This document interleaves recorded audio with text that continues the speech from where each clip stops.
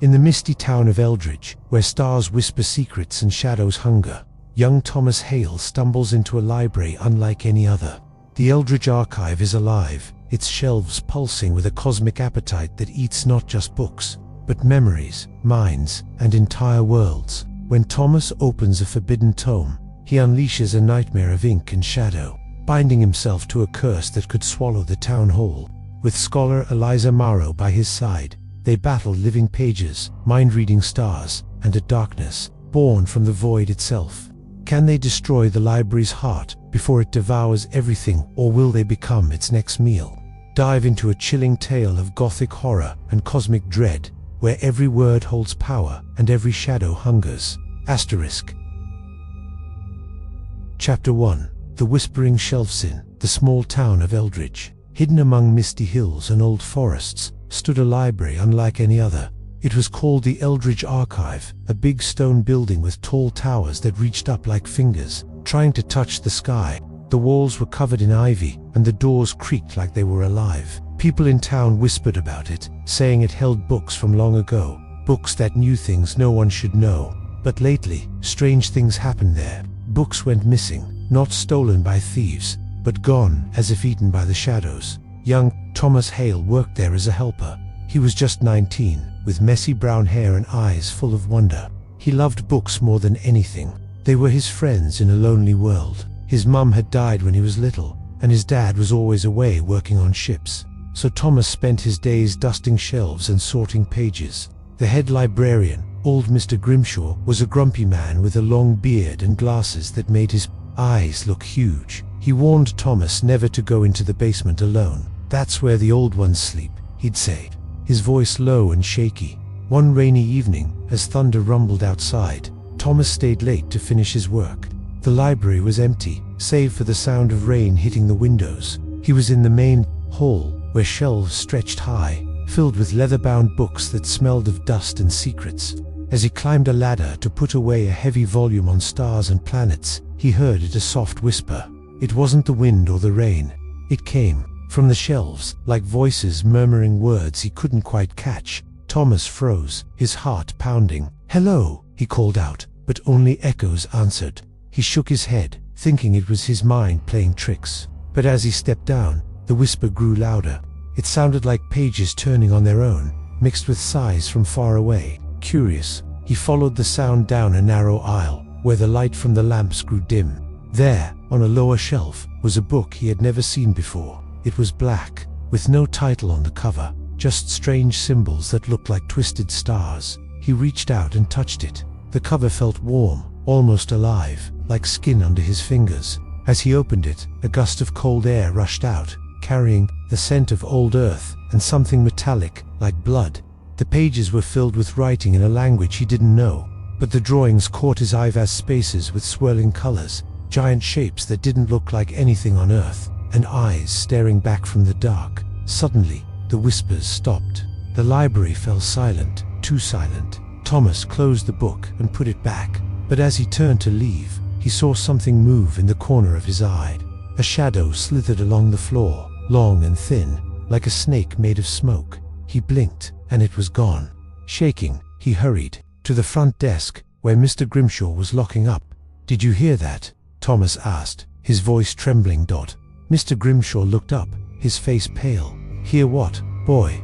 The whispers from the shelves. The old man grabbed Thomas by the arm, his grip tight. "You fool, you've woken it. The library ... It hungers." Thomas pulled away, confused. "What do you mean? It's just a building." "No," Mr. Grimshaw hissed. "It's alive. Long ago, this place was built on a spot where the stars fell. The books hold knowledge from beyond our world, knowledge that twists and eats away at reality, and when it gets hungry, it devours its own." Thomas laughed nervously, thinking it was a joke. But that night, as he walked home through the rain, he couldn't shake the feeling of being watched. The trees seemed to lean in, and the stars above looked wrong, like they were blinking. The next morning, Thomas returned to the library, determined to prove it was all in his head. The sun shone weakly through the clouds, casting long shadows in the hall. He checked the shelf where the black book had been. It was still there, but now it looked bigger, its cover pulsing faintly, like a heartbeat. He didn't touch it, Instead, he went about his tasks, helping visitors find books on history and flowers. But as the day wore on, odd things happened. A woman came in looking for a cookbook. She found it, but when she opened it, the pages were blank, as if the words had been erased or eaten. She gasped and dropped it. Thomas picked it up, and sure enough, the ink was gone, leaving only faint stains. Then, a kid borrowed a storybook about adventures. Hours later, he ran back, screaming, saying the pictures moved on their own, showing monsters chewing on letters. Mr. Grimshaw pulled Thomas aside. "See, it's starting. The library feeds on the knowledge inside the books. It takes the words, the ideas, and makes them part of itself. But it's not just paper, it hungers for minds too." Thomas felt a chill. "Why, how?" The old man sighed, sitting down heavily. "Legend says a comet crashed here centuries ago, bringing with it seeds from the cosmos. They grew into this library, disguised as stone and wood. The books are its food, but when they're not enough, it calls to people, whispering secrets to lure them in. Once you know too much, it devours your thoughts." Thomas remembered the black book. "I opened one last night, a strange one." Mr. Grimshaw's eyes widened. "The Codex of the Void. That's the heart of it. It holds the library's true name, a name from stars older than time. You must not read it again." But curiosity burned in Thomas like a fire. That afternoon, when Mr. Grimshaw left for lunch, Thomas sneaked back to the shelf. The book was waiting, almost glowing. He opened it carefully, flipping through pages. The symbols shifted, forming words he could now understand. The universe is a mouth, endless and empty, swallowing worlds whole. As he read, visions flooded his mind, vast blackness dotted with glowing eyes, tentacles wrapping around planets, libraries floating in space, books screaming as they were torn apart. He slammed it shut, gasping, but it was too late. The whispers returned, louder, calling his name. "Thomas, ... join us, ... know everything, ... He ran from the aisle, but the shadows followed, stretching like fingers. Books fell from shelves, pages fluttering like wounded birds. One landed open at his feet, its words melting into ink that pooled on the floor. Outside, the sky darkened early, stars peeking out even though it was day. Thomas locked himself in the storage room, heart racing. He heard scratching at the door, like nails on wood. "This can't be real," he muttered. But it was. When night fell, Mr. Grimshaw found him there, curled up. "We have to stop it," the old man said, "before it eats the whole town." Together, they ventured into the basement, a place Thomas had never seen. The stairs creaked under their feet, leading to a damp chamber lit by flickering candles. Shelves here were older, books chained to them like prisoners. In the center stood a pedestal with a single volume, glowing faintly. "That's the first book," Mr. Grimshaw explained, "written by the library itself. If we destroy it, maybe we can starve the beast." But as they approached, the ground shook. Whispers turned to roars, echoing from the walls.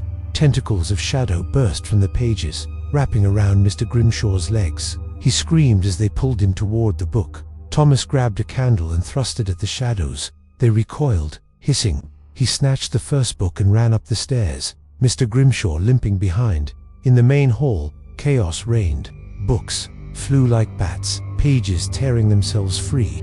The black codex lay open on the floor, its symbols alive, crawling like insects. Thomas opened the first book, its pages burning his eyes with light. Words poured out. "I am the library. Born from the void, I consume to live. Knowledge is my flesh, mine's my blood."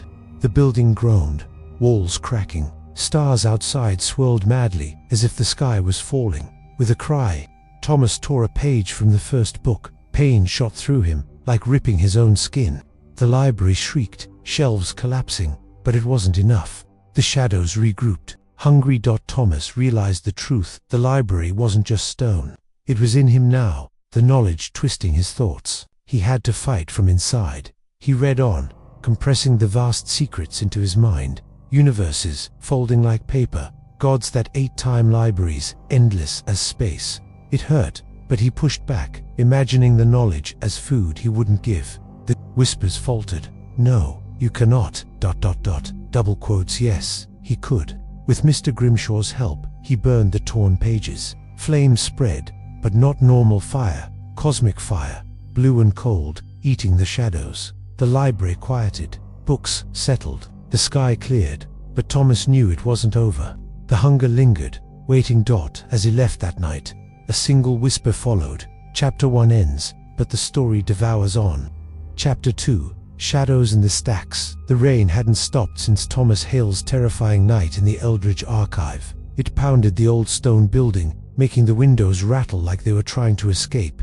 Thomas, only 19, with his mop of brown hair and curious green eyes, couldn't shake the whispers he'd heard the night before. They clung to him like damp clothes, soft voices murmuring from nowhere, calling his name. He'd barely slept, his dreams filled with endless shelves stretching into a black void, books with glowing eyes snapping at his heels. By morning, his small room above the baker's shop felt too small, the air heavy with the memory of those sounds. He trudged back to the library through muddy streets, the town of Eldridge quiet under a grey sky. The library loomed ahead, its ivy-covered towers looking more like claws today.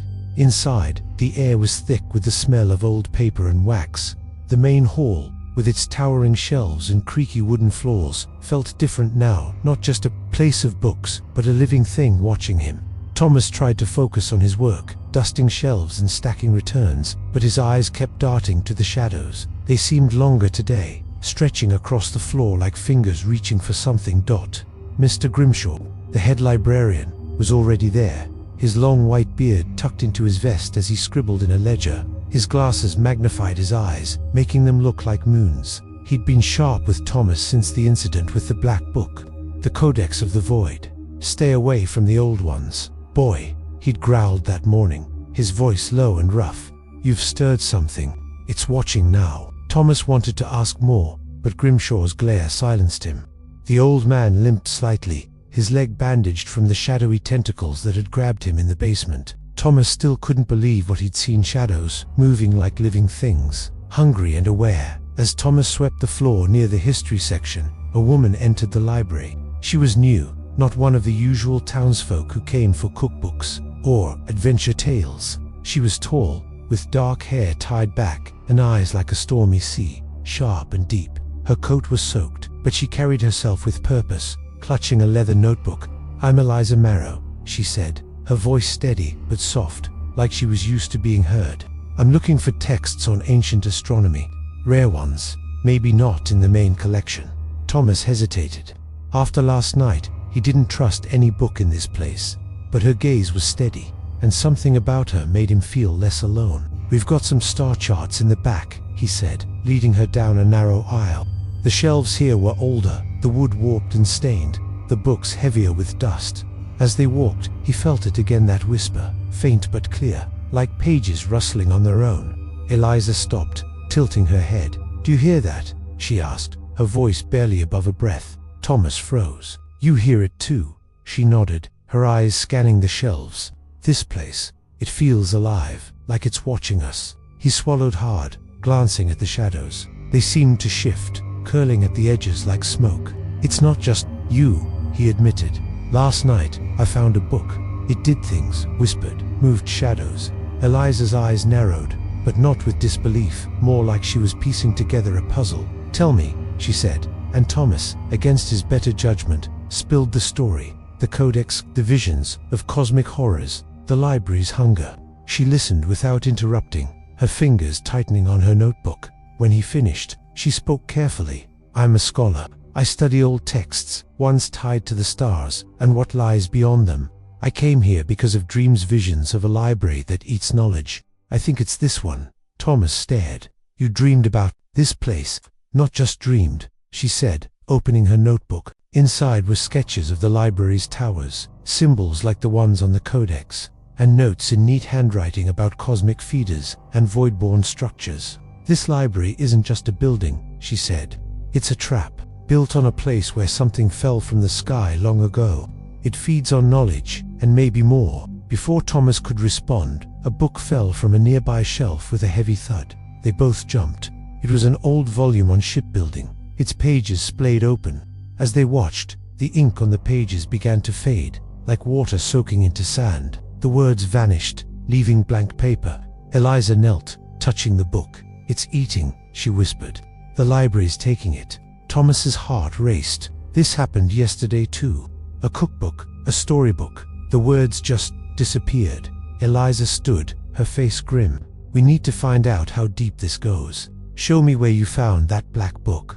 Against his better judgment, Thomas led her to the aisle where the codex sat. It was still there, its black cover gleaming like wet stone. The symbols on it seemed to writhe under the dim light. Eliza reached for it, but Thomas grabbed her wrist. Don't, it's dangerous. She pulled free gently. I've handled worse, but we'll be careful. She didn't open it, just studied the cover, copying symbols into her notebook. As she worked, the whispers grew louder. A chorus of voices now, some pleading, some angry. Thomas felt a chill, like the air was thinning. Then he saw Ita's shadow moving along the shelf, not cast by any light. It was long and thin, like a snake, made of darkness, slithering toward Eliza. Look out, he shouted, pulling her back.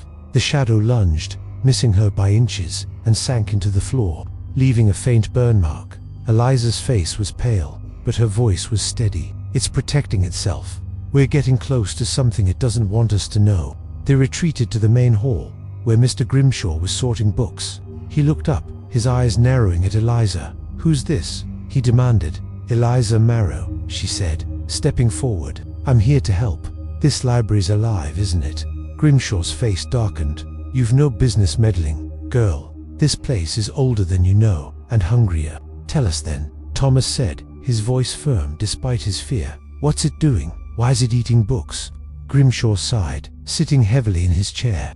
Long ago, this land was hit by a star comet, some say, but alive. It brought seeds, not of plants, but of something else. They grew into this library, stone and wood hiding its true form. It feeds on knowledge words, ideas, memories. The books are its food, but when they're not enough, it reaches for minds. Eliza's eyes gleamed. And the codex, the heart of it, Grimshaw said. It holds the library's true name, a name from beyond the stars. Speak it, and you might control it or be devoured. Thomas felt a shiver. What do we do? Stay away, Grimshaw snapped. But you've already woken it. Boy, it knows you now. Eliza wasn't deterred. We need to explore deeper. There are answers here, hidden in the stacks. Against Grimshaw's warnings, Thomas agreed. They waited until the old man left for lunch, then ventured into the library's older sections, where the air was colder and the shelves seemed to lean inward. Eliza led the way, her notebook open, muttering about cosmic alignments and ancient rites. They found a hidden door behind a tapestry, its wood carved with the same twisted star symbols as the codex. The door creaked open, revealing a spiral staircase descending into darkness. Eliza lit a small lantern from her bag, its light barely cutting through the gloom. The stairs led to a chamber lined with shelves, but these books were different, bound in strange materials. Some shimmering like metal, others soft like skin. The air hummed with whispers, louder now, forming words. Know us. Join us. Eliza scanned the shelves, pulling out a thin volume with no title. Its pages glowed faintly, showing maps of stars that didn't match any sky Thomas knew. These are records of other worlds, she said.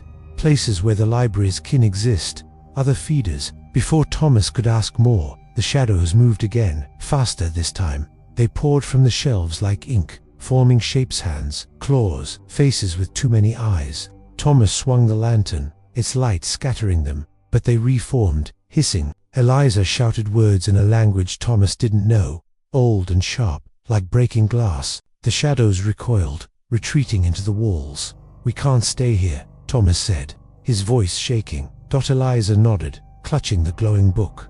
But we have this, it's a start. They climbed back to the main hall, hearts pounding. The library seemed to groan around them, the walls creaking like a ship in a storm. Outside, the rain had stopped, but the sky was wrong, stars visible in the daytime, swirling in patterns that hurt to look at. Back at the desk, they pored over the book. Its pages showed libraries floating in space, their shelves alive with tentacles, devouring entire worlds of knowledge.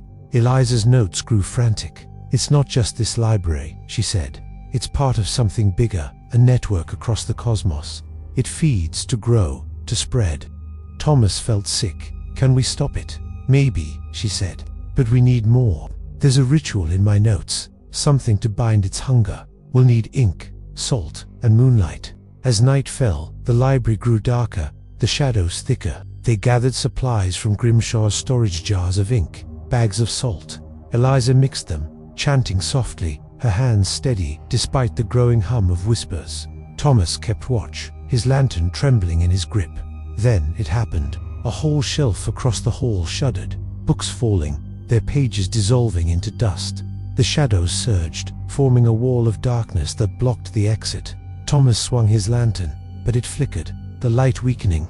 Eliza grabbed his arm, pulling him behind the desk as the shadows advanced, their forms twisting into monstrous shapes, tentacles, mouths, eyes that stared into his soul. "Hold on," Eliza shouted, splashing the ink salt mixture onto the floor. She spoke her strange words again, louder, and the shadows screamed, a sound like tearing metal. They retreated, but not before one brushed Eliza's hand. She gasped, her skin turning cold and gray where it touched. "Are you okay?" Thomas asked, his voice tight. She nodded, but her hand shook. "It's marked me. We're running out of time." They barricaded themselves in the storage room, the glowing book their only clue. Eliza's notes spoke of a heart book, deeper in the library, that controlled its hunger. But the shadows were stronger now, and the whispers never stopped, promising secrets and doom. Thomas looked at Eliza, her stormy eyes still fierce. "We can't give up," he said. She smiled faintly. "No, we fight. For the town, for the books, for us." As they planned their next move, the library trembled, a low growl echoing from below. The hunger was growing, and it knew they were coming for it. Chapter 3. The Forgotten Tome. The Eldridge Archive felt heavier than ever to Thomas Hale, as if the stone walls themselves were pressing down on his chest. The air was thick with the smell of dust and something sour, like rotting fruit, though no fruit was ever kept in the library. After the terrifying encounter in the hidden chamber with Eliza Marrow, Thomas couldn't shake the feeling that the library was watching him. Its whispers now, a constant hum in his ears, like bees trapped in his skull. The shadows from the night before lingered in his mind, their claw-like forms and glowing eyes haunting his every step. He was only 19, too young for this kind of fear. But curiosity burned brighter than his dread. Eliza, the strange scholar with stormy eyes and a notebook full of cosmic secrets, had barely left his side since they'd escaped the lower chamber. Her hand, where the shadow had touched her, was still cold, the skin faintly gray, like it was turning to ash. She hid it under a glove, but Thomas saw her wince when she thought he wasn't looking. They'd brought the glowing book. They'd found a thin metallic volume with star maps back to the main hall, hiding it under a pile of old ledgers. Mr. Grimshaw, the grizzled librarian, hadn't noticed, too busy muttering about the library's hunger and bandaging his wounded leg. The morning was gray, the sky outside the library's tall windows bruised with clouds. Townsfolk came and went, borrowing books on gardening or fairy tales, unaware of the danger. But Thomas noticed things they didn't: books on the shelves, shifting slightly, as if adjusting themselves, and shadows that moved without light to cast them. Once, a man returned a novel, swearing the words had changed overnight, turning a love story into a tale of endless darkness. Thomas checked, and the pages were indeed different, filled with strange phrases about stars that ate worlds. He shoved it under the desk, his hands shaking. Eliza spent the morning poring over her notebook, cross-referencing the glowing book's star maps with her sketches. "These aren't just maps," she whispered to Thomas, her voice low so Grimshaw wouldn't hear. "They show places where the library's kind live are, the buildings, other worlds, all feeding on knowledge. This library is just one mouth in a much bigger beast." Thomas swallowed hard. "How do we stop it?" "We need more," Eliza said, her eyes fierce despite the pain in her hand. "There's something else here, something older. A book that holds the key to the library's power." Mr. Grimshaw overheard, limping over. "You're digging too deep, girl," he growled, his beard trembling. "The library's awake now, thanks to you too. It'll eat you before you find answers. Then help us," Thomas snapped, surprising himself with his boldness. "You know this place better than anyone." Grimshaw's eyes softened, just for a moment. "There's a tome," he said, voice barely audible. "The Forgotten Tome, they call it. Hidden in the attic, erased from every catalogue. It's older than the library itself, written by the first keepers who bound the star beast here. But it's dangerous. Touch it, and it might take you." "Where's the attic?" Eliza asked, already standing. Grimshaw pointed to a narrow door, behind the main staircase, half hidden by a dusty curtain. Up there, but I'm warning you, it's not just a book. It's alive, like the rest. Thomas and Eliza didn't wait for Grimshaw to change his mind. They grabbed a lantern and slipped behind the curtain, the door creaking as they pushed it open.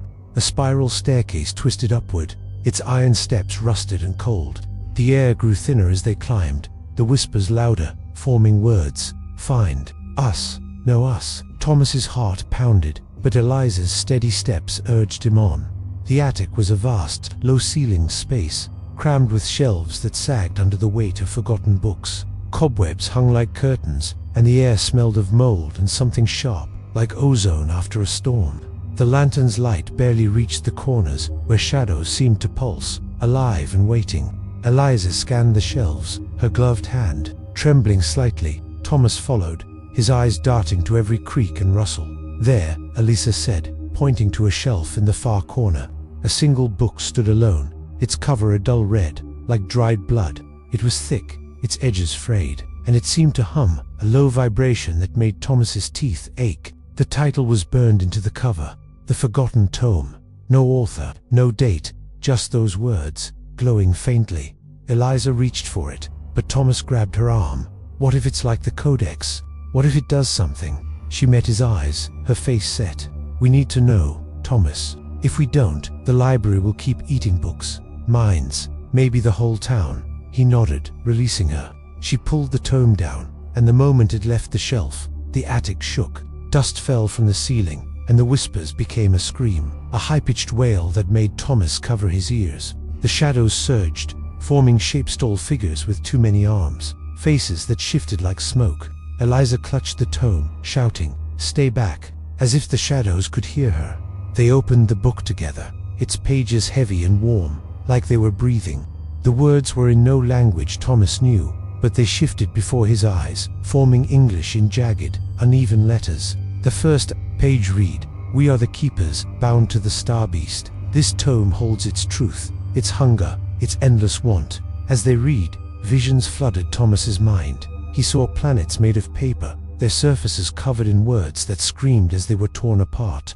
He saw oceans of ink, churning with creatures that had no shape, only hunger. Libraries floated in space, their shelves alive, reaching for stars to devour, and in the center, a vast entity, not solid but made of thought, its eyes countless and glowing, watching him.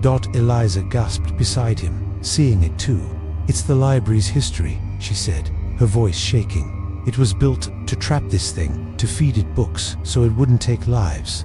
But it's grown too strong." The tome seemed to fight them, its pages sticking to Thomas's fingers, pulling like they wanted to swallow his hand. He yanked free, pain shooting through his arm, as if he'd torn his own skin.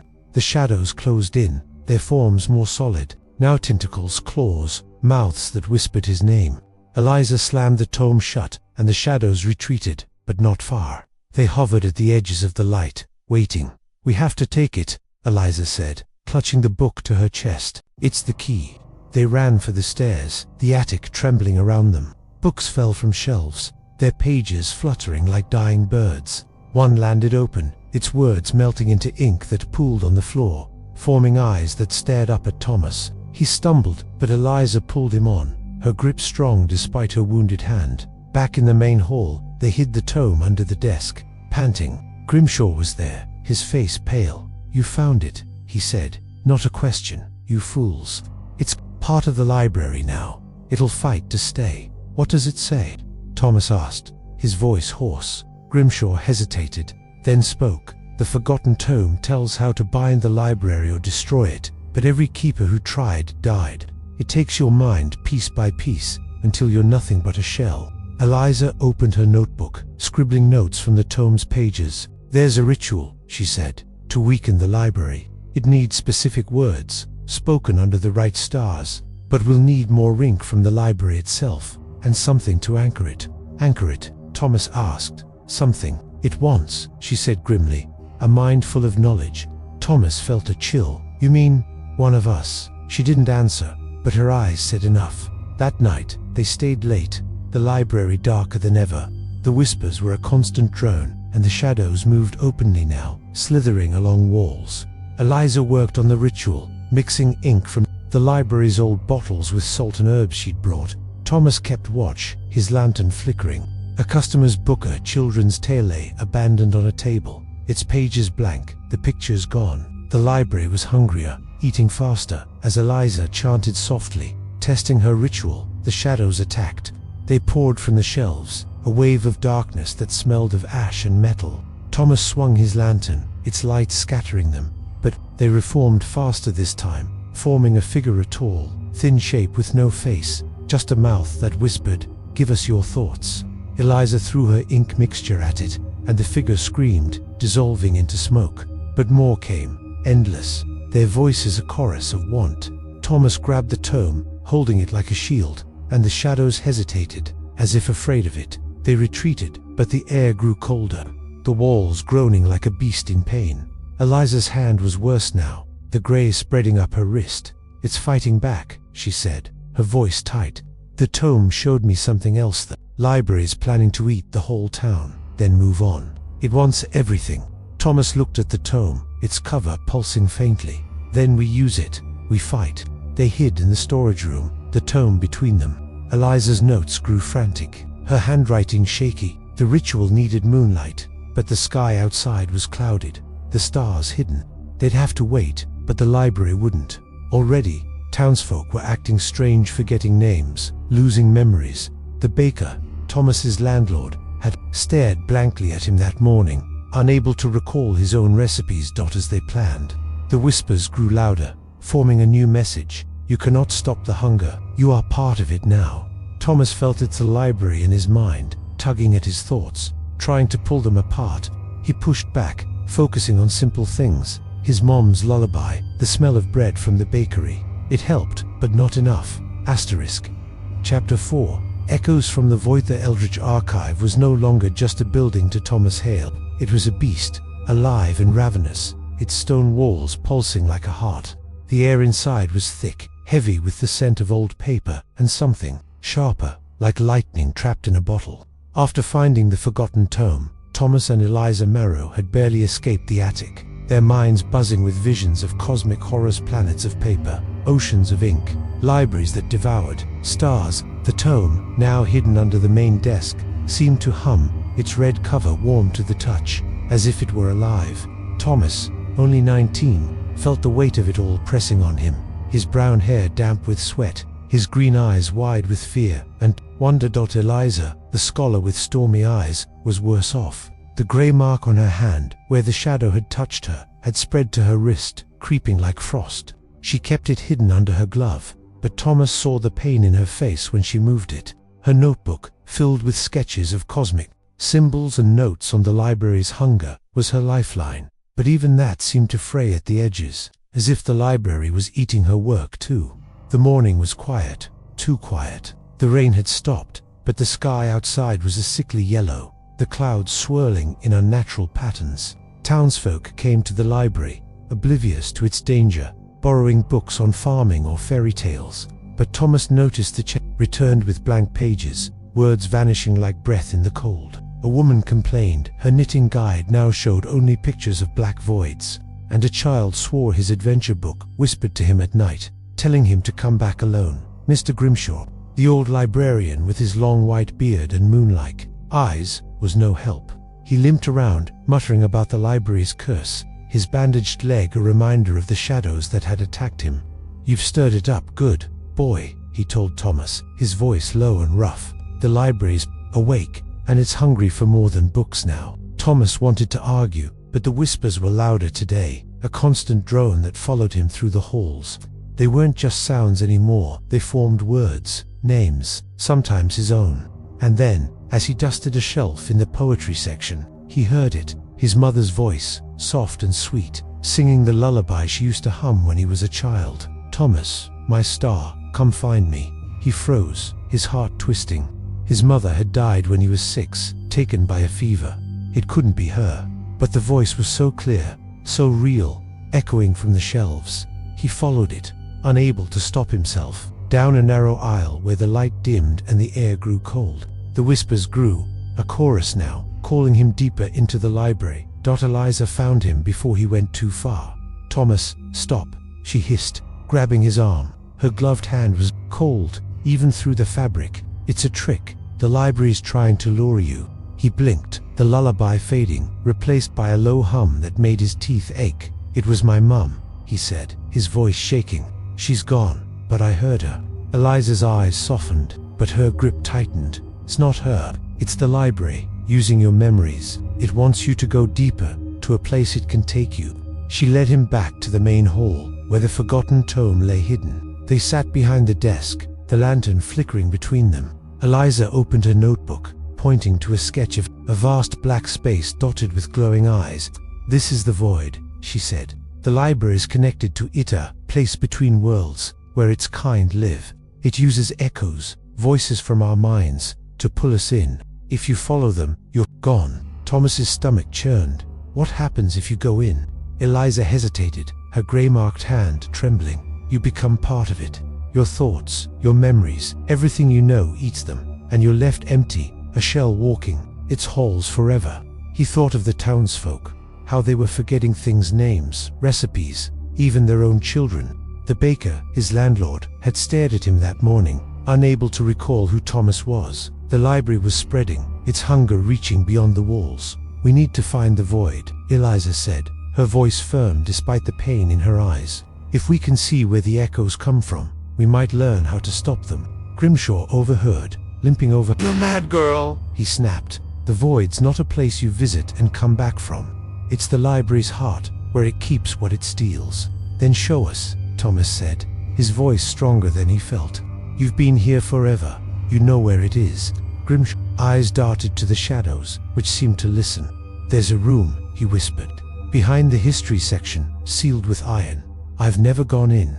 No one has, not since the first keepers." Eliza was already moving, her notebook tucked under her arm. Thomas grabbed the lantern, and they slipped past the history shelves, where books on wars and kings stood silent, their pages suspiciously still. Behind a heavy tapestry, they found a door of black iron, carved with symbols that twisted. Like worms, the air around it was cold, the whispers so loud they drowned out the world. Eliza traced the symbols with her gloved hand, wincing as the grey mark pulsed. "These are wards," she said, "meant to keep something in or out." Thomas pushed the door, and it groaned open, revealing a chamber unlike any in the library. The walls were smooth, like polished stone, but they shimmered with faint lights, like stars trapped inside. The floor was a void, black and endless, reflecting nothing. The whispers were deafening now, a cacophony of voices, his mother's, his father's, voices he didn't know, all calling, pleading, screaming.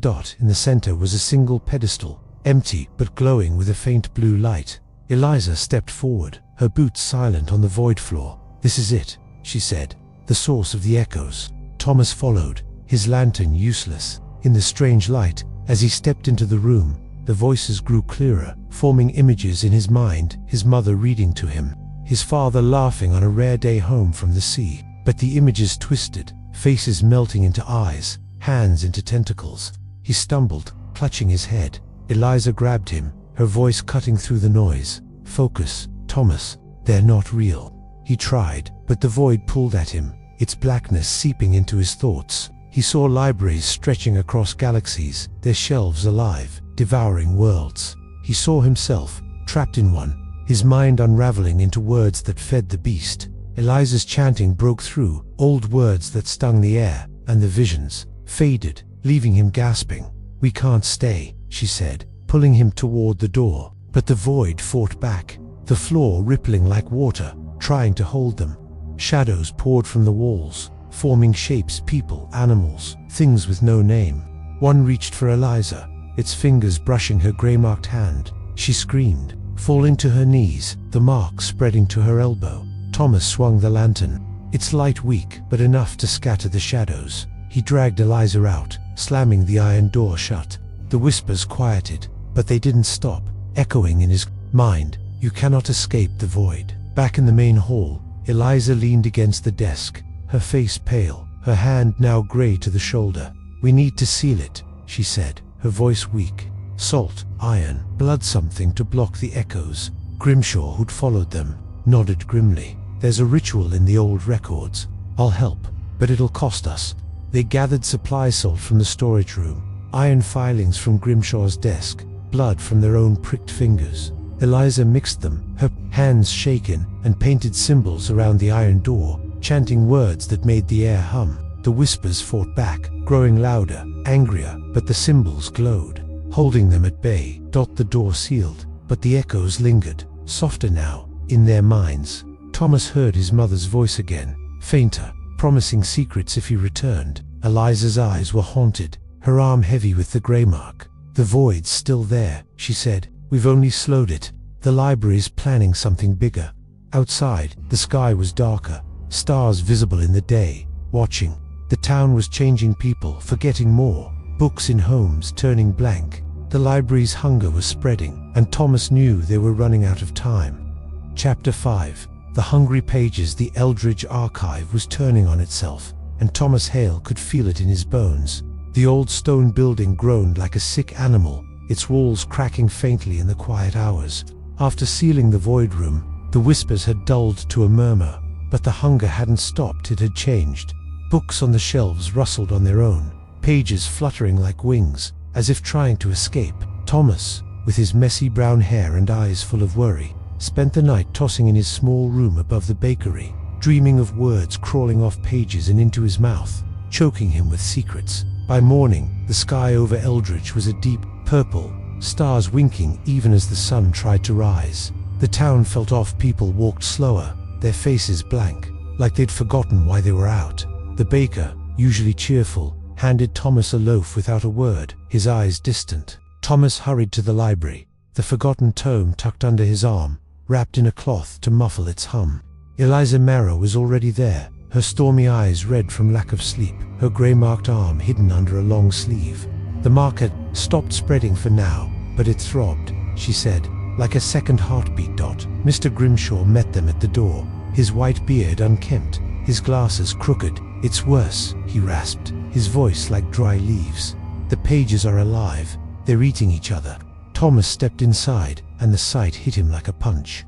In the main hall, books lay scattered on the floor, their covers torn, pages shredded. But it wasn't Vandal's dash. No, the pages moved, slithering across the wood like snakes, gathering in piles that pulsed and quivered. One page, from a history book, latched onto another from a fairy tale, its edges biting down, ink flowing like blood. As the words mixed and vanished, Eliza knelt by a pile, her gloved hand hovering. "They're hungry," she whispered. "The library is making them feed, just like it does." A page fluttered toward her, its corners sharp like teeth. Thomas stomped it down, but it wriggled under his boot, whispering faintly. "We need to stop this," he said, his heart racing. Grimshaw nodded, leading them to the storage room, where he'd gathered supplies: jars of ink, rolls of thread, old knives. "The forgotten tome speaks of this," he said. "When the hunger grows, the pages wake. They eat words, ideas, to fuel the beast." Eliza opened her notebook, her handwriting shaky. "There's a way to bind them, a ritual with blood ink and spoken truths, but it'll draw the library's eye on us." They had no choice. As the day wore on, more pages came alive. A visitor, an old man seeking a map, screamed as his book exploded, pages swarming him like moths, nipping at his skin. Thomas pulled him free, but the man's fingers were inked black, his memories fuzzy. "I can't remember my home," he muttered, stumbling out. The library was feeding faster, the shelves emptying as pages devoured whole volumes. Thomas watched a thick encyclopedia get stripped bare, its facts on animals and lands gone in minutes, leaving only a hollow cover. The air filled with the sound of rustling, like wind through trees, but sinister. Hungry. Eliza mixed the blood ink drops from each of them, stirred into black liquid, glowing faintly. "We chant while we write," she said. "Words to trap the hunger." They started in the main hall, dipping quills into the ink, drawing symbols on the floor, circles with twisted stars, lines that formed cages. As they worked, the pages swarmed, a cloud of paper that blocked the light. Thomas swung a broom, knocking them down, but they reformed, biting at his legs, drawing tiny cuts that burned. Eliza chanted, her voice steady. "Bind the want, seal the bite, words to stone, end the night." Grimshaw joined his rumble, adding power. Thomas repeated the words, feeling them pull at his mind, compressing vast fears into simple strength. The symbols glowed, and the pages faltered, some falling limp, but the library fought back. The walls shook, shelves toppling, books raining down. A wave of pages hit Grimshaw, covering him like a blanket, whispering his secrets. He screamed, thrashing, his memories flashing in Thomas's mind. A young Grimshaw finding the library, binding himself to it to save the town. Thomas and Eliza tore the pages off, their ink symbols smearing but holding. Grimshaw gasped, his face, pale eyes dim. "It's taking me," he whispered. "My thoughts ... fading." They finished the ritual. The floor, a web of glowing lines. The pages settled, piling in corners, still. But the cost was high. Grimshaw sat slumped, forgetting names, his curse deepening. Eliza's arm throbbed worse, the grey creeping to her shoulder. "The hunger's not gone," Eliza said, her voice tired. "Just quiet for now. The tome says, next comes the ink's secrets." Thomas looked at the empty shelves, the library quieter but watchful. Outside, the purple sky darkened, stars swirling like eyes. The town was losing itself, memories eaten one by one. They had to press on, before the pages woke again, hungrier than before. Chapter 6. Secrets of the Ancient Ink. The Eldridge Archive was bleeding now, its hunger turning inward and outward in twisted ways. Thomas Hale stepped into the main hall, the floor sticky under his boots from pools of ink that had seeped from the walls overnight. The ink wasn't normal, it shimmered with tiny lights, like stars caught in black water, and it smelled of metal and earth, deep and old. After the pages had been bound in the ritual, the library had quieted, but only to plot something new. Thomas, his face pale and eyes shadowed from sleepless nights, felt the building's pulse through the stone, a slow throb that matched his heart. Eliza Marrow was there, her stormy eyes scanning the damage, her grey-marked arm wrapped in a bandage that did little to hide the spread. The mark had reached her neck now, faint lines like veins of ash crawling up her skin. She leaned on the desk, weak but determined. Her notebook opened, 2 pages filled with sketches of swirling ink patterns. Mr. Grimshaw sat nearby, his mind foggy from the page's attack, forgetting simple things like how to tie his shoes. But he remembered the library's curses all too well. "The ink's alive," Grimshaw muttered, his voice a rasp. "It's the blood of the thing below, the star beast. It shows secrets, but at a price." Thomas knelt by a pool, watching it ripple on its own, forming shape-sized hands, symbols that twisted. His gut, he dipped a finger, and visions hit him like a storm. Ancient builders, men in robes, summoning the comet's core with chants and blood. They trapped it in stone, feeding it knowledge to keep it calm. But the ink they used was its essence, leaking truths from beyond the stars. He pulled his finger out, gasping, the ink clinging like glue. "I saw the start of it all," he said. "The library was made to hold something huge, something that eats worlds." Eliza nodded, her face grim. "The forgotten tome hints at this. The ink holds memories of the cosmos, how universes fold like paper, gods born from black holes, libraries that span galaxies, devouring light and thought. But touching it ... it takes part of you." As the day dragged on, the ink spread, dripping from shelves, staining books that hadn't been touched. A visitor, a teacher seeking poems, touched a drop and froze, her eyes glazing over as she babbled about endless voids and hungry stars. Thomas pulled her away, but she forgot her name, wandering out lost. "We need to fight it," Eliza said, mixing herbs from her bag with moonlight water she'd collected the night before.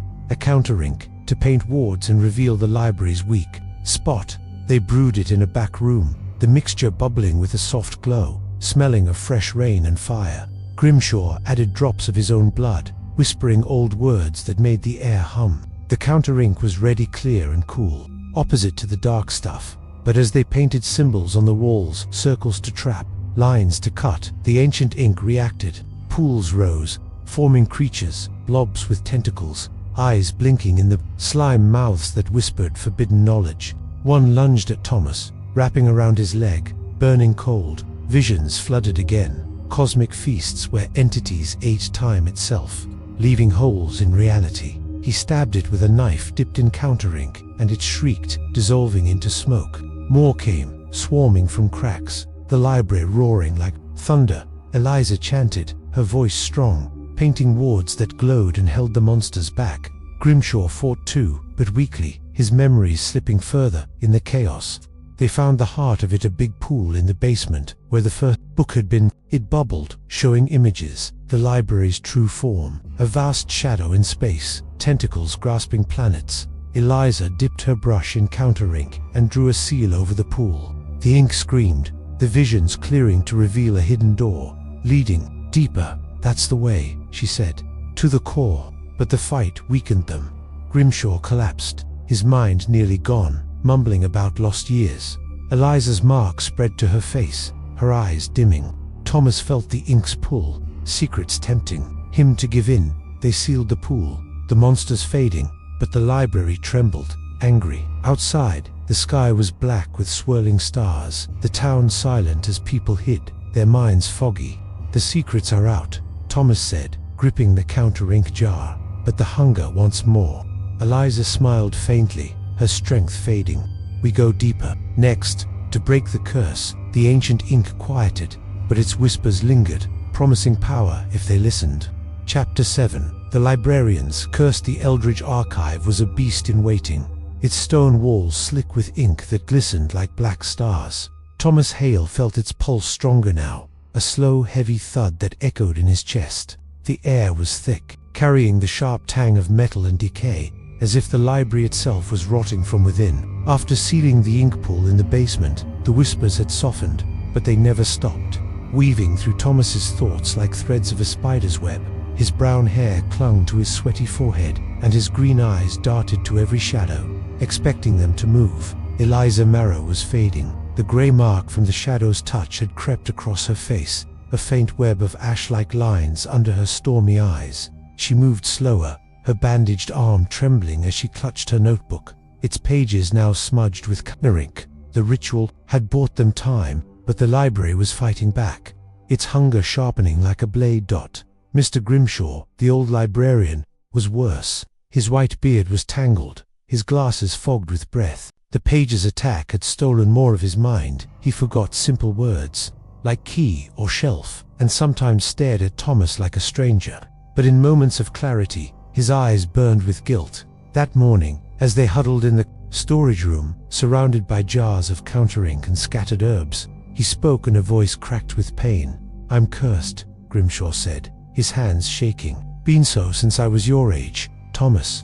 Found the library as a boy, just like you. It called me, promised secrets. I took its bargain, bound my life to it, feeding it scraps of knowledge to keep it quiet. But it's never enough. Thomas's stomach twisted. You fed it. How? Grimshaw's eyes dropped. Books at first, old ones, rare ones, then memories, pieces of me.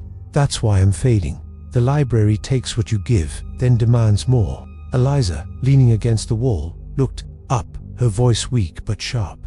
You kept it alive all these years. Grimshaw nodded, tears cutting tracks through the dust on his face. Thought I could control it, keep the town safe, but it's stronger now, because of you two poking where you shouldn't. Thomas clenched his fists. We're trying to stop it. Tell us how to break the curse. Grimshaw's lips trembled. The forgotten tome speaks of each ritual to cut the bond, but it's costly. Blood, words, a piece of your soul.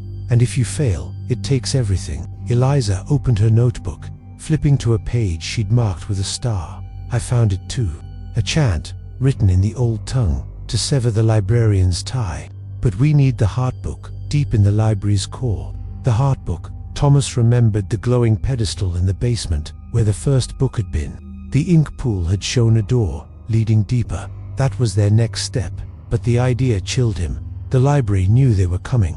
They worked fast, mixing more counter ink with blood and moonlight water.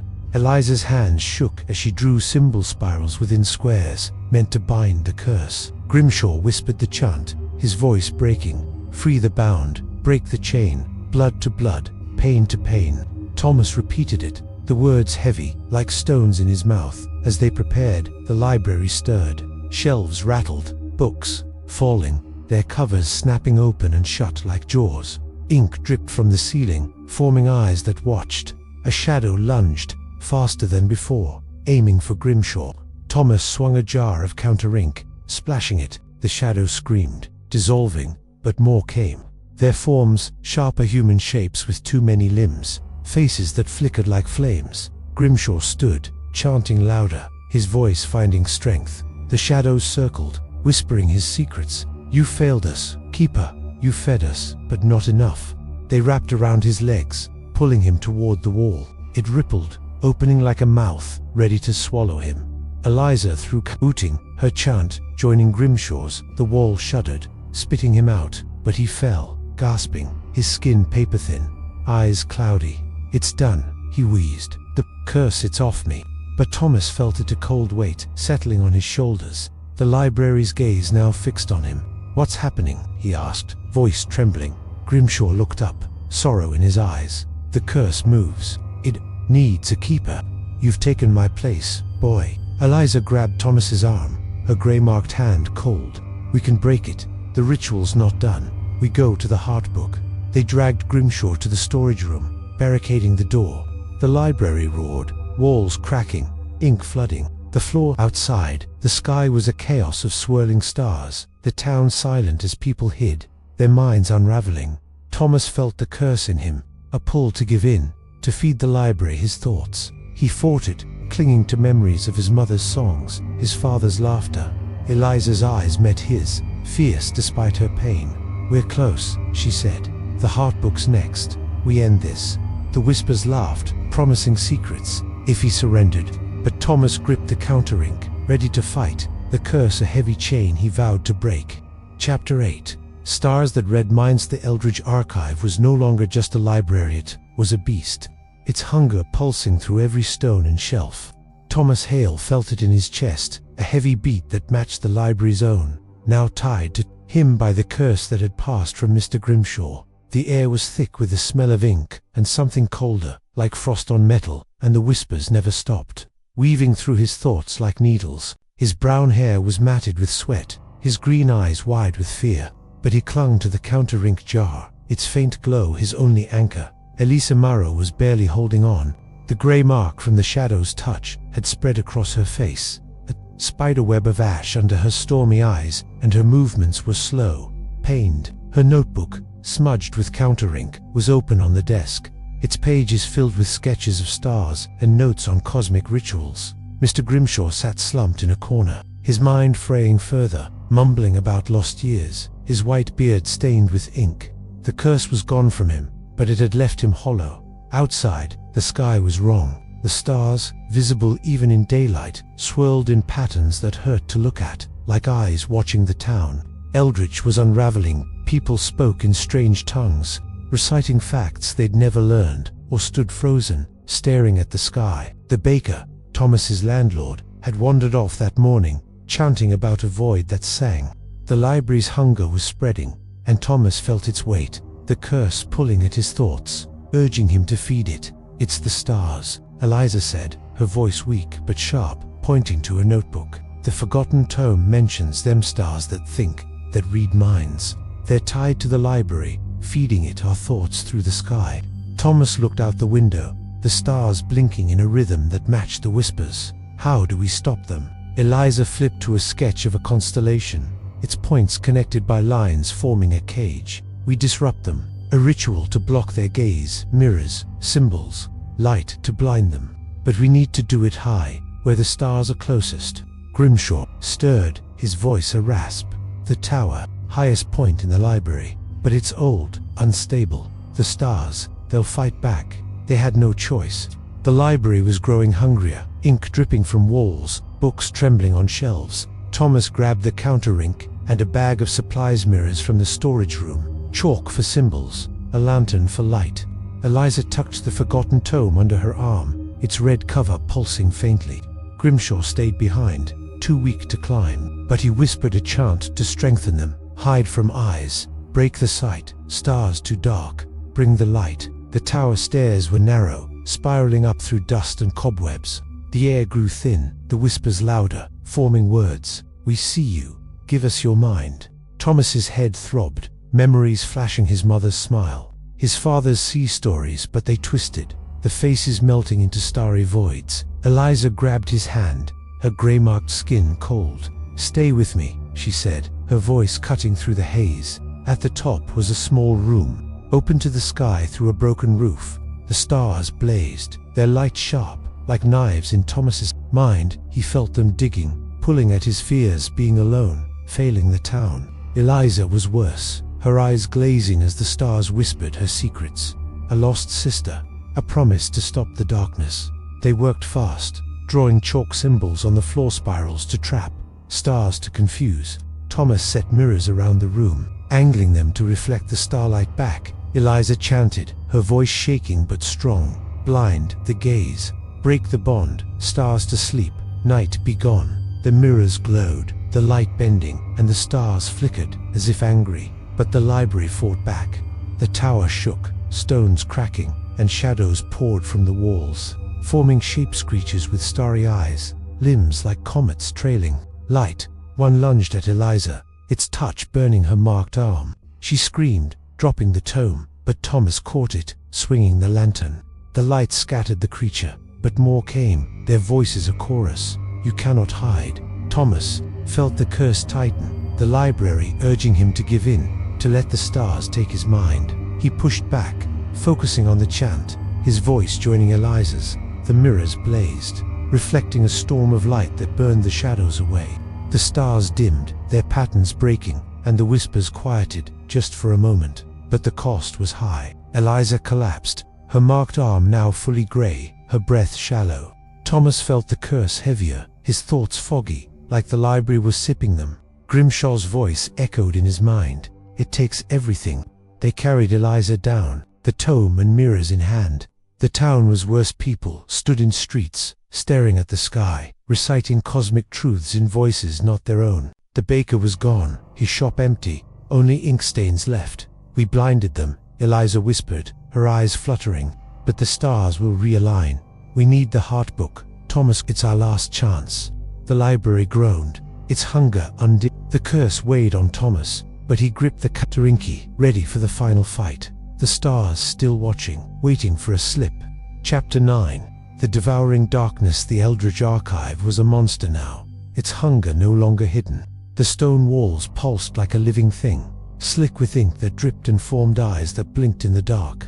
Thomas Hale felt the curse. In his chest, a cold weight that tugged at his thoughts, whispering for him to give in.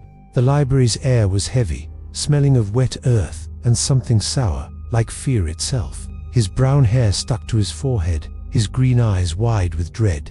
But he held tight to the counter-ink jar, its faint glow a small hope against the growing dark dot. Eliza Marrow was barely standing. The grey mark from the shadow's touch had spread across her chest, a web of ash-like lines that drained her strength. Her stormy eyes were dull, her notebook clutched in trembling hands, its pages smudged with stardust and blood. Mr. Grimshaw was worse, slumped in the storage room, his mind nearly gone, muttering about stars and forgotten promises. The ritual in the tower had dimmed the mind-reading stars, but the library was angrier now, its hunger spilling beyond the walls. Outside, Eldridge was a ghost town. The sky was black, stars swirling like a storm, casting shadows that moved on their own. Townsfolk hid in their homes, but some wandered, eyes blank, speaking of voids and endless hunger. The baker's shop was empty, its windows smeared with ink that formed words no one could read. The library was eating the town, piece by piece, and Thomas felt it pulling at his mind, the curse urging him to feed it. The darkness is next, Eliza whispered, her voice thin as she leaned against the desk. She pointed to her notebook, open to a sketch of a vast shadow, tentacles reaching from a black void. The forgotten tome warns of it, a wave of nothing that swallows everything. Rooms, books, people. Thomas's stomach churned. How do we fight nothing? Eliza's eyes flickered with faint fire. Light, not just lanterns, something alive, pure. The tome mentions fireflies, bred in moonlight, to push back the dark. Grimshaw stirred, his voice a croak. There's jars in the basement. Old keepers used them, caught fireflies to guard the heart book. But the darkness, it's the library's true face. They had no time to waste. The library was changing whole. Rooms vanished, replaced by walls of black fog that pulsed with whispers. Join us, become the dark. Thomas grabbed the counter-ink and a rusty knife, while Eliza tucked the forgotten tome under her arm. They left Grimshaw too weak to follow and headed to the basement, where the ink pool had been sealed. The stairs creaked, the air growing colder, thicker. The basement was a maze now, corridors twisting where they hadn't before.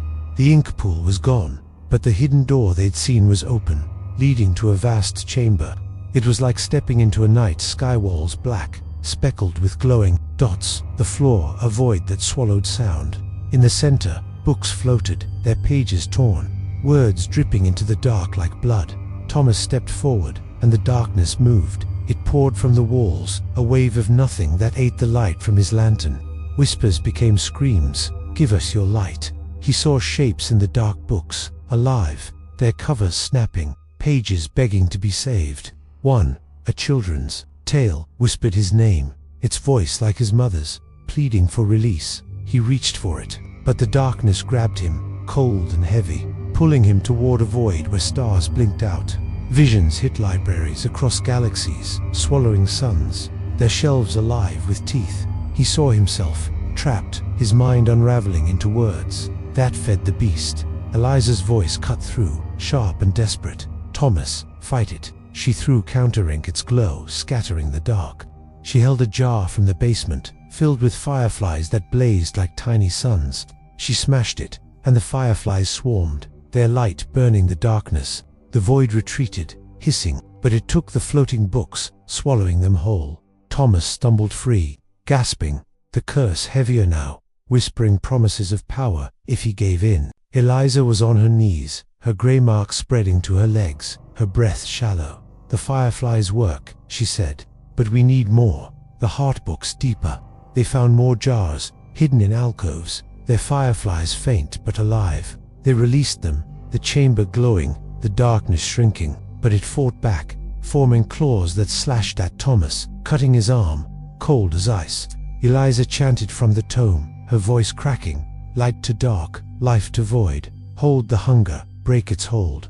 The fireflies blazed brighter, pushing the darkness to the walls. A path appeared, leading to another door, deeper still. But the cost was steep. Eliza could barely walk, her mark draining her, and Thomas felt the curse stealing his thoughts, memories of his childhood fading. They staggered back to the storage room, firefly jars in hand. Grimshaw was there, staring blankly, his mind nearly gone. Outside, the town was silent, the stars brighter, hungrier. The darkness was waiting, ready to swallow more. "We're close," Eliza whispered, her voice fading. "The heart books. Next, we can't stop." Thomas nodded, the curse a chain around his heart. The fireflies glowed, but the darkness was endless, and the library knew they were coming. Chapter 10. Lost in eternal words, the Eldridge Archive was a labyrinth of hunger, its stone walls alive with a pulse that shook Thomas Hale's bones. The air was thick, heavy with the scent of ink and something ancient, like the breath of a forgotten god. After the battle with the devouring darkness, Thomas felt the curse tighter around his heart, a cold chain that whispered for him to surrender his thoughts. His brown hair was damp with sweat, his green eyes haunted by visions of books swallowed by the void. The library was no longer just a building, it was a beast, and it knew they were fighting it. Eliza Marrow was fading fast. The grey mark from the shadow's touch had spread across her body, a web of ash that drained her strength, leaving her stormy eyes dull and her movements slow. She clung to her notebook, its pages smeared with counter ink and firefly dust, her only guide through the library's horrors. Mr. Grimshaw was a shell now, slumped in the storage room, his mind eaten away, muttering words that made no sense of cosmic truths he'd once guarded. The town of Eldridge was crumbling. Outside, the sky was a chaos of swirling stars, their light sharp and wrong, casting shadows that danced like living things. People hid in their homes, but some wandered the streets, reciting endless strings of words, names of stars, secrets of the void as if possessed.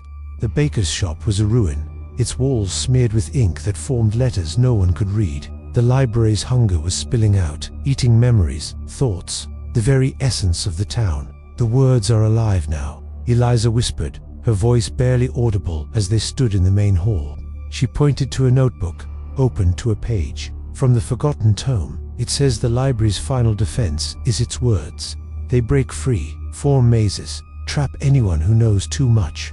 Thomas looked at the shelves, where books trembled, their pages fluttering like trapped birds. As he watched, words lifted off a nearby novel, black letters swirling in the air like smoke, forming shaped circles, spirals, walls that shimmered and blocked the way.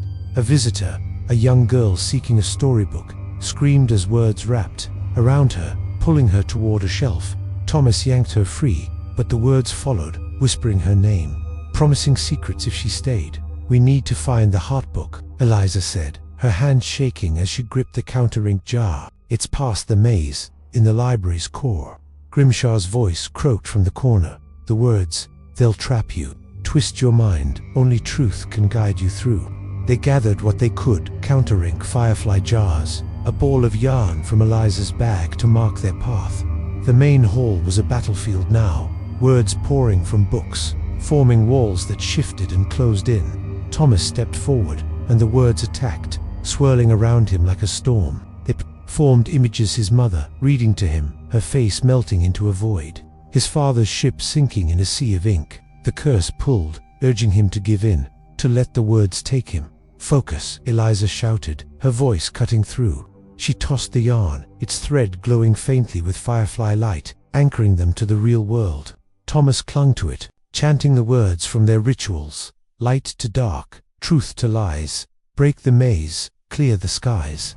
The word walls parted, but only slightly, revealing a path to a new door, carved with symbols that burned to look at. They stepped through, into a chamber where the air was thick with floating letters, forming a maze that stretched endlessly. The floor was soft, like pages underfoot, and the walls were alive, words crawling like insects, whispering, "Stay, know everything."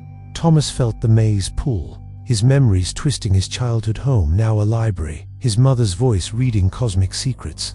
He stumbled, lost in the words, until Eliza's hand grabbed his, her grey-marked skin cold, but firm. "Use the yarn," she said, tying it to his wrist. "It's real. Follow it." They moved through the maze, the yarn their guide, but the words fought back. They formed monsters, giant letters with teeth, sentences that lashed like whips. One struck Thomas, cutting his cheek, and he saw a vision, himself, trapped in a book, his life written and erased by the library. Eliza splashed counter-ink, the words screaming as they dissolved, but more came, endless, eternal. Eliza chanted, her voice weak, "Truth to bind, light to free, words to dust, let us be." The fireflies in their jars blazed, their light cutting through the maze, revealing a clear path to a glowing door.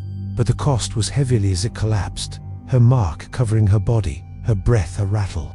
Thomas carried her, the yarn pulling them forward, the curse weighing on his mind, stealing bits of his past. They reached the door, the words retreating but whispering promises of infinity. Inside was darkness, but a faint glow pulsed the heart book, waiting.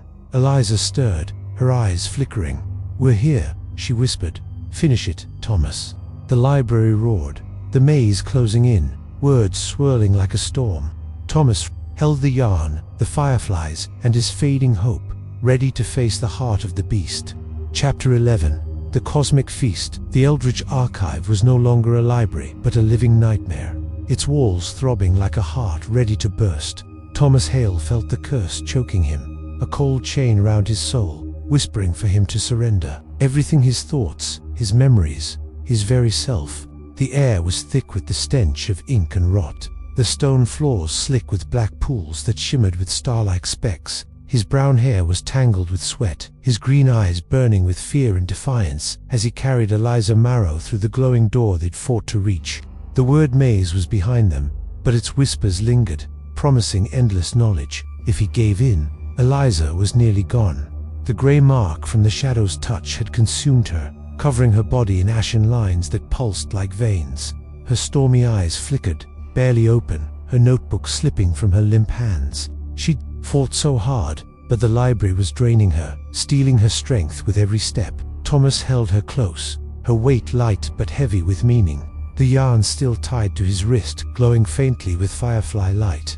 Mr. Grimshaw was left behind, a broken shell in the storage room, his mind eaten by the library's hunger, muttering fragments of cosmic truths. Outside, Eldritch was a wasteland. The sky was a vortex of stars, spinning like a hungry mouth. casting shadows that writhed across empty streets. The townsfolk were gone, some hidden, others lost, wandering and chanting about voids and eternal feasts. The baker's shop was a ruin, its walls crumbling, ink scrawling words that screamed in silence. The library's hunger had spread, and Thomas felt it pulling at the world, ready to devour everything. "The heart book," Eliza whispered, her voice a thread. "It's there. End it." They stood in a vast chamber, the library's core. The walls were black, pulsing with light, like a dying star, and the air hummed with whispers that formed words. "Feed us. Join the feast." In the center was a pedestal, glowing with a sickly green light, and on it sat the heart book. It was massive, its cover black and veined with silver, pulsing like a living thing. Its pages fluttered, though no wind touched them, and eyes blinked from the paper, watching Thomas. He set Eliza down gently, her back against the wall, and approached the heart book. The curse tightened, his mind flooding with visions, galaxies eaten by libraries, stars torn apart by tentacles of ink, worlds reduced to blank pages. He saw himself, trapped in the book, his life rewritten as food for the beast. The whispers grew louder, promising power, knowledge, eternity. Eliza stirred, her voice faint but fierce. "Don't listen. Use the counter ink. Poison it." Thomas gripped the jar of counter ink, mixed with their blood and moonlight, its glow warm in his hand. He remembered Eliza's notebook, its final ritual, a trap, not to destroy the heart book, but to feed it something false, a poisoned offering of knowledge. They'd prepared it in secret, writing lies in the counter ink, truths twisted to choke the library. The chamber shook, the walls cracking, shadows pouring out like water. They formed shapes, cosmic beings, not of earth, with tentacles and eyes that burned with starlight. The whispers became roars. "The feast begins.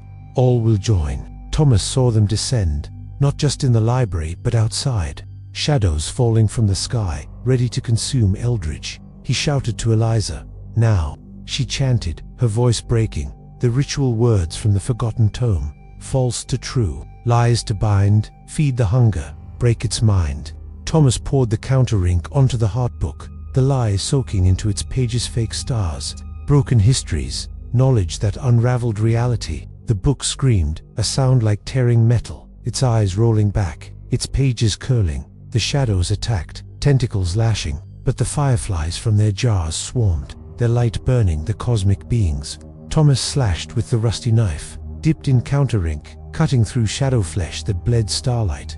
Eliza crawled forward, her marked body trembling, adding her blood to the ritual, her chant growing stronger. The heart book convulsed, its pages bursting into flame, not fire, but a cold, blue blaze that ate the shadows. The cosmic beings shrieked, retreating to the walls, but the library fought back, the floor splitting, ink flooding like a tide. Thomas felt the curse pull, his memories fading, his mother's face, his father's voice, but he held on, chanting, with Eliza, their voices one. The chamber cracked, the pedestal crumbling, the heart book burning. The shadows fled, the whispers silenced, but Eliza fell, her mark complete, her body still. Thomas knelt beside her, tears falling as the fireflies dimmed. The library groaned, its hunger broken but not gone. Outside, the sky cleared, stars fading, the town silent but alive. Thomas carried Eliza out, her notebook in his hand, the curse still heavy but weaker. The feast was stopped, but the heartbook's ashes whispered one last time, "We return." Chapter 12. Awakening the library. The Eldridge Archive lay in ruins, its stone walls cracked like broken bones, ink seeping from the fractures like blood. Thomas Hale stood in the heart of the beast, the chamber where the heartbook's ashes still smoldered, their faint whispers clawing at his mind.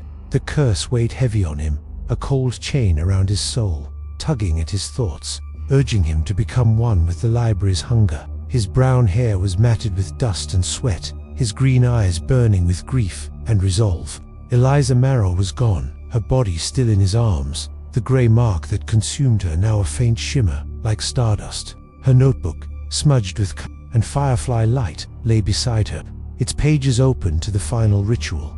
The town of Eldritch was silent outside, the sky clearing as the swirling stars faded, but the damage was done. Houses stood empty, their walls stained with ink that formed fading words. The baker, the teacher, The children, many were lost, their minds eaten, wandering in a daze or gone entirely. The library's cosmic feast had been stopped, but its hunger lingered, a shadow waiting to rise again. Thomas felt the library's pulse, weaker now but alive, its true form waking. The heart book's destruction had wounded it, but not killed it. The whispers grew, forming a single voice, deep and vast. I am the library, born of the void. You cannot end me. The chamber trembled, the walls glowing with sickly light, revealing the beast's true shaper, vast entity, not stone but shadow, its tentacles stretching into the stars, its eyes countless and gleaming. He clutched Eliza's notebook, her last words scrawled in shaky ink. The heart book is its anchor. Tear its core, free the town. Thomas knew what he had to do.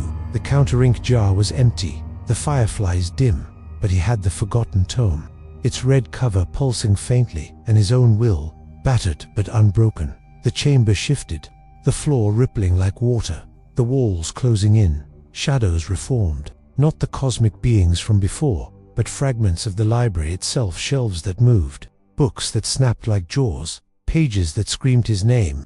The curse tightened, showing him visions, himself as the new keeper, feeding the library, forever, his mind a banquet for its hunger. No, Thomas said, his voice steady, despite the fear. He opened the forgotten tome, its pages burning his eyes with light. The words shifted, revealing a final truth. The library's core was not the heart book, but a single page within it, hidden, holding the beast's name. He had to find it, tear it, and break the curse. The ashes of the heart book stirred, reforming into a single glowing page, floating above the pedestal. It was black, veined with silver, and it whispered his fears, losing his mother again, failing Eliza, dooming the town. Thomas felt the curse pull, his memories fraying, but he focused on Eliza's strength, her stormy eyes, her fight. He lunged, grabbing the page, its edges cutting his hands, ink seeping into his skin. Visions flooded, universes folding like paper, gods eating time, libraries endless as space. The knowledge was vast, crushing, but he compressed it, holding only what he needed. The library's name, a word that burned his tongue. He spoke it, his voice shaking. Vorenthal, devourer of thought, I end you. The page tore in his hands, a scream ripping through the chamber. Not sound but pain, shaking the library to its roots. The walls cracked, shelves collapsing, books bursting into cold blue flames that ate the shadows. The entity roared, its form, rising a mass of tentacles and eyes, stretching beyond the chamber, into the stars. It lashed at Thomas, its touch cold as the void, but he held the torn page, its pieces glowing with firefly light. The curse broke, a snap in his chest, his thoughts clearing. The entity shrieked, its form unraveling, tentacles dissolving into ash, eyes winking out. The library fell silent, the chamber still. The walls were stone again, cracked but dead. The whispers stopped, the hunger gone. Thomas knelt by Eliza, tears falling, her notebook in his hands. She'd given everything to stop the beast. Outside, Eldridge stirred. People blinked, memories returning, though some were lost forever. The sky was blue, the stars normal, distant. The town would heal, but scars remained. Empty homes, blank books, minds half-eaten. Thomas buried Eliza in the hills, her notebook with her, a marker of her fight. He kept the forgotten tome, hiding it where no one would find it. The library was quiet, its ruins watched by the town, a reminder of the hunger that nearly took them. But as Thomas walked away, a faint whisper followed, not from the library but the stars. We are many. He looked up, the sky clear, and vowed to keep watch, his heart heavy but alive with wonder. The story ended, but the cosmos held its breath, waiting.